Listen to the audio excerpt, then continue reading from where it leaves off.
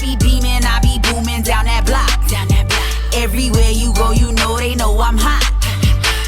What's up? What's going on, my good people? Welcome or welcome back to Rhonda's Real Talk, where people come for the food and they stick around for the conversation. Before we get into this food, I want to ask that you like, comment, share, and subscribe. All right, y'all. Today I'm eating a grilled veggie sandwich on sourdough bread, and I got some sweet potato fries as well. And it smells good. It is good. I had one last night too, y'all. It was so good. So let's get into it. And I know I've been gone for a few days, and I'm happy to be back because I missed y'all. All right, so close up on the sandwich.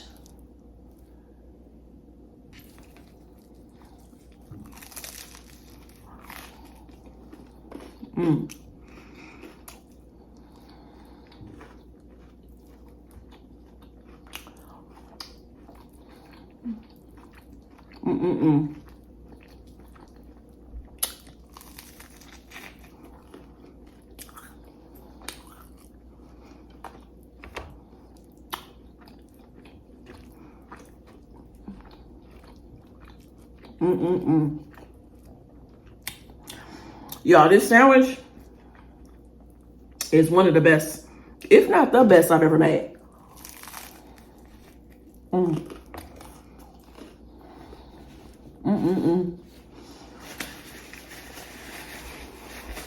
When I had one of these last night, y'all should have heard me all in Honey's ear with the. So I did record myself making the sandwich. So if you want to make one yourself, you can.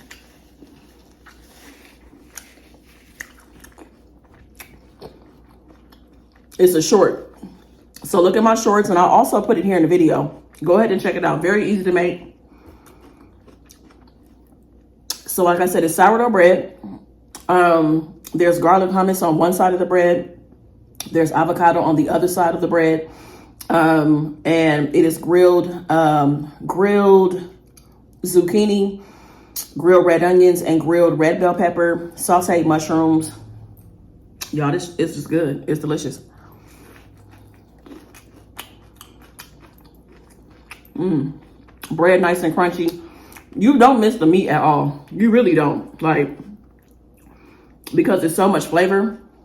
And the veggies that I grilled, I'll season them with salt, pepper, put a little olive oil on them, and some oregano. And then the avocado, I seasoned it with my all-purpose, my jalapeno garlic pepper, and some red pepper flakes.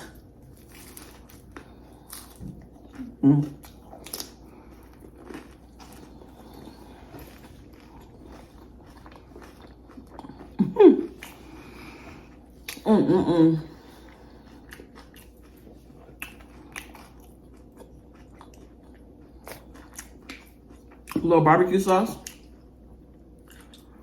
Japanese glazed barbecue sauce. I was gonna do it for my fries. I might dip my sandwich in there too. Some jalapenos as well. Yeah, I've been eating jalapenos with everything. It don't matter what I eat. I need to buy a really big jar of jalapenos the way I've been eating them.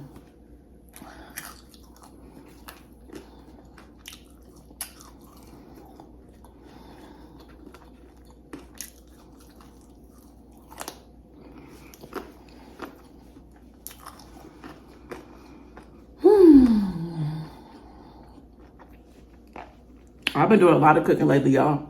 And I've been enjoying it. I've been making a lot of plant-based stuff. And my body appreciates it. So it's not that I'm not eating meat at all. I haven't cooked meat. But when we went out on Wednesday, we went to Cooper's Hawk.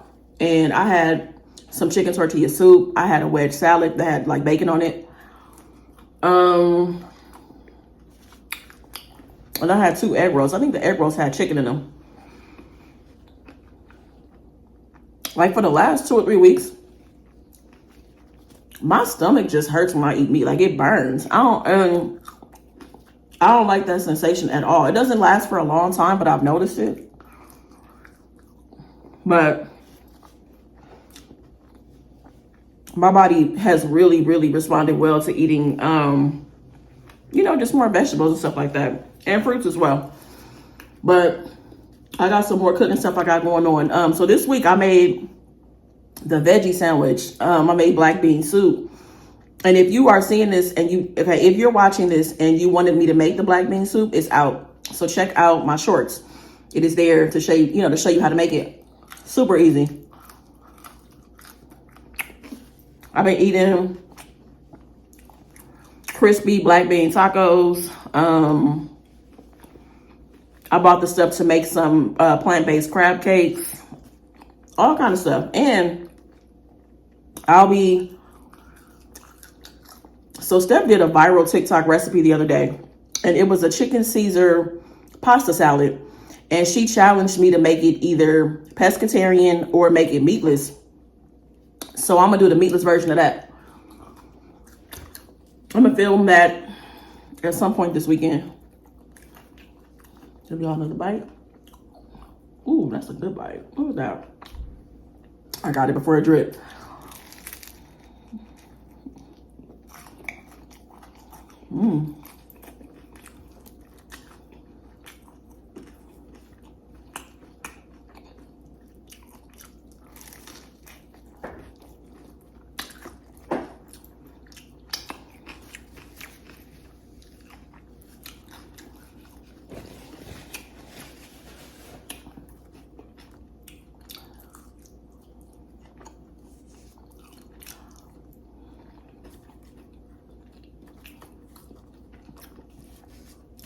This thing is so good, y'all. It's just a combination of flavor. It's just well balanced. Everything. Sourdough is the perfect bread for this.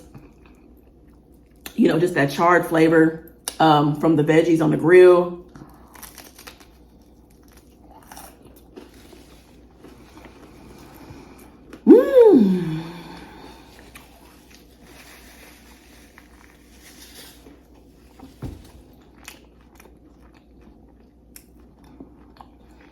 In a minute, y'all,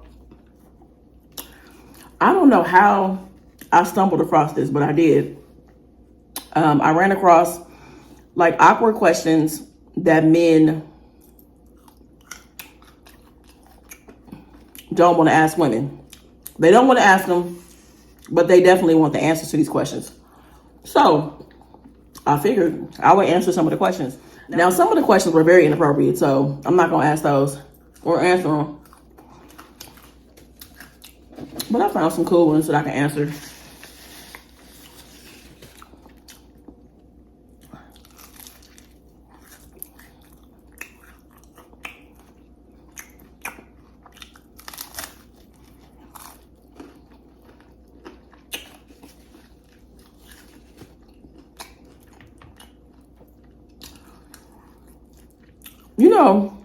As I've been eating more plant-based and stuff, y'all, I just realized that carbs are not the enemy. I feel like I have definitely brought into the whole idea of like carbs being the enemy. Obviously, some carbs are better than others in terms of like nutrients and stuff like that, and the way that your body will respond to them. But like eating bread is okay. I'm just thinking about the real problem was my day-to-day habits. Like having a sandwich is not gonna make you overweight or anything like that. It's the things that you do and don't do outside of the sandwich. You know what I'm saying? Are you getting sleep? Are you drinking water? Are you being active? Are you eating fruits and vegetables? Like it's so many things that go into it. And it's so much bigger than carbs. It's not just carbs. You know what I'm saying? And I know that some people's bodies are different than others. But for me, my body actually responds well to the stuff that I get. You know what I'm saying? Like the stuff that I actually like and enjoy is just making sure that I don't eat an excessive amount of it. You know what I mean? Like every single meal, I can't have a sandwich. You know what I'm saying? But I can have a sandwich and enjoy it and not feel guilty.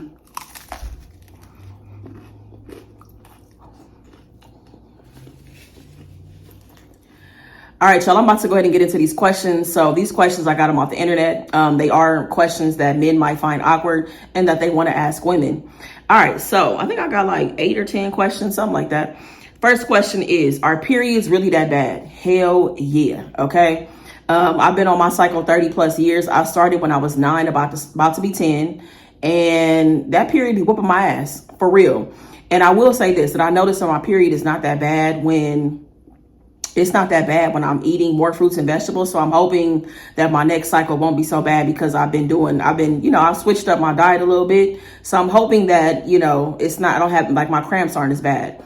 But I mean, so much goes into it, the cramping, for me, I'm moody. I'm already a sensitive person. I become extremely sensitive. The cramps in the stomach, the cramps in your back, the cravings, just everything, but I know several women, different people, over the course of my life that I have met, I mean, slumped, okay? Have to call in sick to work 2 times a month because of their cycle. Like, the cycle it gets really real. So if there are any men listening to this, watching this, overhearing, or whatever is being said, yes, don't downplay it and make it seem like it's not a big deal when your lady is telling you that, she can't do it because of her cycle. Believe it, trust me. And don't get me wrong. Have I ever used my cycle as an excuse to get out of something? Of course, yes, absolutely. But I'm just saying that it's painful as hell is my point. All right, so the next question is, can we split the bill? The answer is no, okay? The answer is no. And look, I know it's a lot of men out there that are tired, done, spent, overwhelmed with constantly having to reach for the check, always paying the bill. I mean, the solution to that is finding a woman or finding a person that is okay with taking you out and paying the bill as well. That's the solution. There are a lot of people, a lot of women in this world that are willing to go back and forth in terms of like paying for date nights and stuff like that. But even if she's paying, he's paying, or whatever, no, I'm a no on splitting the bill. No, me and honey, we never split the bill. One of us is paying for the entire thing. And we take each other out all the time. So yeah. The next question is being a virgin a turnoff? The answer is yes. The answer is yes. And I'm going to answer this a couple different ways. I'm a 42-year-old woman, so I'm not trying to sleep with anybody that doesn't have experience. Because just in general, when you're sleeping with somebody for the first time, you got to find your way around, right? Everything that you did on everybody else might not work on this person. So you navigate around, you figure it out. Or, maybe y'all have had certain conversations and you know what the person likes, so you jump right into that or whatever, right? So there's already that. Now, I will say that maybe it wouldn't be a turnoff if a man was in his early 20s and he's dating a woman in her early 20s. Maybe it's not a turnoff because that person is young, they're inexperienced, they haven't been with a whole bunch of people, and, there's the time and patience for all of that. At my age, it's a turnoff. Hell no. And I don't mean it like in a mean way, but it's true. Like, at this age, you got to have the experience. All right, on to the next question, which is, what is the right way to answer, does this dress make me look fat?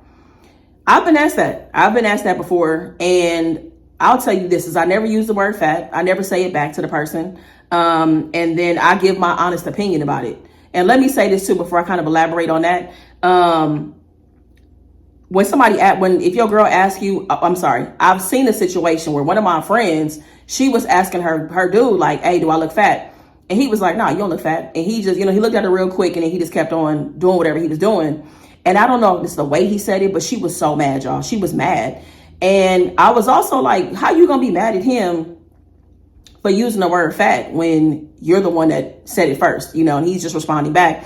And I don't know if it's because she felt like he didn't look long enough or whatever before he just jumped back into whatever he was doing. So like I said, once I saw that situation and the times after that, when I've been asked this question, I don't use the word fat back to people. Like, I just, I tell you if it looks good. And if it looks good, I let her know, like, I let my honey know, like, that dress looks good on you. I love the color, whatever. Now, if the dress is not flattering and it doesn't look good on your girl or whoever is wearing it, then I think the right thing to do is to make a suggestion. Maybe you should wear it off the shoulders, or like, maybe, what about that black dress that you wore to the other party that we went to? Like, I think that's how I respond is I'm honest, because it's like, if you're questioning it and I'm not really feeling it, then we're going to spend the night of you feeling insecure in this dress. You get what I'm saying? So I'm going to be honest with you, but I try to avoid saying the word fat because I've seen somebody be set off by that word. All right, y'all. The next question is, how much does it take to get you in the mood for sex? So I can't speak for all women, but I'm going to speak. I think that a lot of women, it is about the build up throughout the day. It's a build up throughout the day. Like, women are so mental. You know what I'm saying? Like, if we're not there mentally, like we're not really going to enjoy it and want to do it. You know what I'm saying? So a lot of it is a build up throughout the day. So it might be taking initiative that you did something. You might have cooked me breakfast. You might have remembered some details that I told you something a long time ago. And the fact that you remember got me looking at you like, okay. You know what I'm saying? So it's just things that go on throughout the day, making your girl feel special. And it's just a regular Friday. It ain't her birthday, her anniversary at work. It ain't Valentine's Day. It's just, these extra efforts to do certain things to make sure that your girl feels special. She got a smile on her face. You sent her lunch, whatever. I think it's a buildup for a lot of women. And then, of course, you had the situations where some days it ain't going to take much. You know what I'm saying? Because your girl was already in the mood. But y'all went out, y'all done had drinks. You happy that it's Friday, it's the end of the week. Y'all ain't got to do nothing this weekend. So it may not take a whole lot of effort to get into the mood in a situation like that. So it does vary, but those are things that I focused on that came to mind right away. All right, so this next question, I feel like we need to stop asking this question altogether. I really do. All of us, like as a collective, should stop asking. Because is the answer ever really even accurate? But anyway, the question is, how many people have you slept with? And so the men that I have had conversations with about this, and also just interviews and things I've seen on social media, YouTube, whatever, men don't like the response. They do not like to respond. So it's like they want you to have experience, but not too much experience. I don't want to feel like that the whole neighborhood done slept with you. I don't want to feel like if I take you out that other people are going to be like, they took a test drive or whatever. So it's like that y'all don't like the answer. So stop asking it. And also at the end of the day, are people honest? Can you verify this information? Right. And for me, I think the question is not relative. I do want to know if you have experience. I don't care how much. I do want to know if you have actually had sex before. Yes, that's important to know that. But how many people you've had it with, that doesn't matter to me, because am I really going to stop, dating, pursuing, or building with somebody that I feel like I have a connection with because of your past experiences? All I care about is let's go to the doctor and everything is good. We took our tests and stuff and everything is good. Cool. That's all I care about. So yeah, that question is just like, because again, a lot of people aren't being honest anyway. Some people's number is so ridiculous and astronomical and out of this world because of their ego. And then some people, it's just like, I've slept with 10 people, 5 people, 7 people, whatever. And, people get judged for that too, but anyway, I just feel like it's not relevant because again, how many of us are being honest? And then also, can you verify the information? And who cares? All I care about is you got some experience and that's it. All right. So this next question is, how do I tell my girlfriend she has a period stain? I just want to say, I can't imagine like how uncomfortable and awkward that feels for a man to like see it, figure out like, what do I say? What am I supposed to do? Right. I can only imagine how that feels. So as a woman who's dealt with women, I've had these experiences before.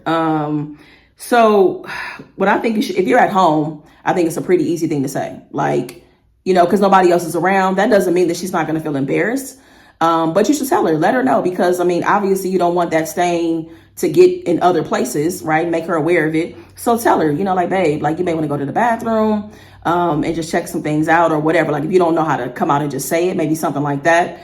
If y'all are in public, you definitely want to tell her ASAP, because again, you don't want to risk her being embarrassed, people pointing, and the world that we live in now, people potentially recording it, putting on social media, which people will do. They will definitely do it.